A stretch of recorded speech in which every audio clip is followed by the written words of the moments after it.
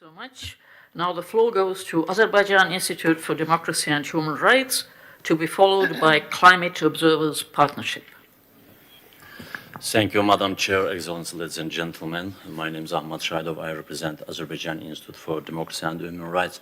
And today's topic is very important and especially sensitive for me, as in general, especially for the former Soviet countries, the issue of democracy and fair elections has always been on the agenda. And for me, I want to share my own personal experience. It's the third time that I am participating in the parliamentary elections held in Azerbaijan as a candidate for MP. I participated in the parliamentary elections held in 2015, 2020, and 2024, this year on September 1. And on September 1, I was a candidate for MP from Gakh-Sheki constituency number 113 in the parliamentary elections held in Azerbaijan. And I would like to share my experience here.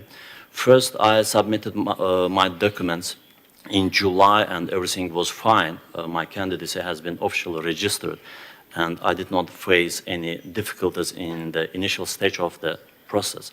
The next stage was the election campaign, and I would like also to inform you that the time allotted for propaganda in Azerbaijan is very short. It's very difficult to hold meetings with voters and address 60,000–70,000 people in only 23 days.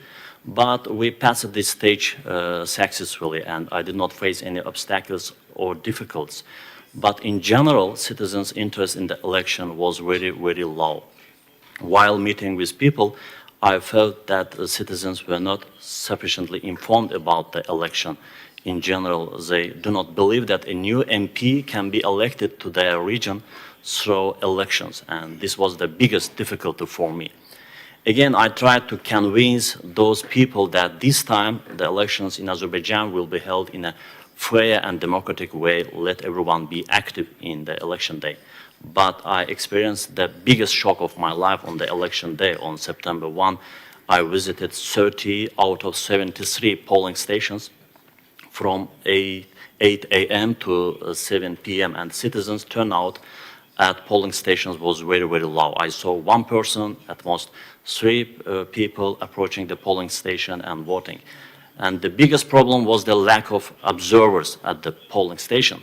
In other words, officially 10 observers were registered in each station, but there was not a single observer.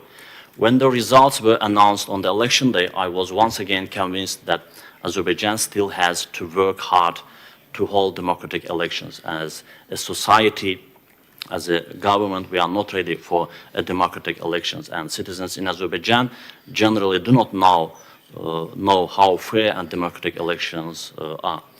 And the announced official results were far, far from the reality. I always defended my country, Azerbaijan, from this tribune because I love my country very much. But today, I have to express my great regret that Azerbaijan still has a long way to go in holding democratic and fair elections. Thank you for your attention. Thank you, sir. Now the next one is